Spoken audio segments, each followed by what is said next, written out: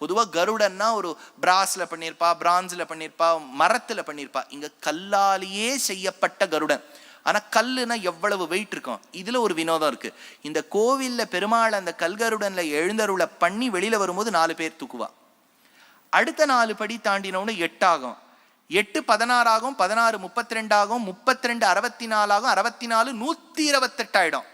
திரும்பி 128லேருந்து 64, 64லேருந்து 32, 32லேருந்து 16, 16லேருந்து 8, 8லேருந்து 4. எப்படி சுவாமி அப்படி இருக்குன்னா, ஒன்னும் கருடன் வந்து கர்ப்ப கிரகத்திலேருந்து வெளியில போகும்போது துக்கம் தாழ முடியாமல் வெயிட்டை ஏத்திக்கிறாராம்.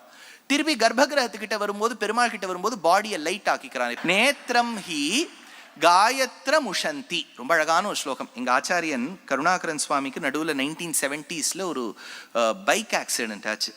அப்போ அவருக்கு கண்ணு போயிடுமோங்கிற நிலை இருக்கும்போது அவருடைய திருத்தகப்பனார் ஸ்ரீநிதி சுவாமிகள்னு எழுந்தருளி இருந்தார். அவர் இந்த கருடன் மேல 100 ஸ்லோகங்கள் பாடினார். யாரோ பாடினது, அவர் பாடல, அவரே இயற்றினார். அதுக்கு க்ஷேமகாரி சதகம்னு பேர் அந்த ஸ்லோகம்.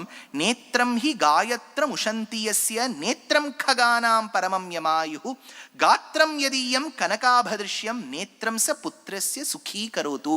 என் பிள்ளையுடைய கண்ணை சுகம் பண்ணிவை. ஏன் கருடன் அங்க 2 விஷயம் பண்ணுவார். கண் கொடுக்கும் கருடன், ஞாபகம் வச்சுங்க. கண் கொடுக்கும். ஏன்னா பொதுவாகவே நம்ம சொல்லுவோம் ஹாக்ஸ் ஐ, ஈகிள்ஸ் ஐன்னு சொல்லுவோம். அதுதான் நமக்கு கண்ணு கொடுக்கணும். 2வது அந்த கருடனுக்கு நாகதோஷத்தை போக்கக்கூடிய ஒரு பெரிய சாமர்த்தியம் உண்டு. யாருக்கெல்லாம் நாகதோஷம், ராகு கேது இத்தியாதி ப்ராப்ளம்லாம் இருக்கோ அந்த ஊர்ல போய் ஒரு அர்ச்சனை பண்ணுவது விசேஷம் என்று சொல்வார்கள்.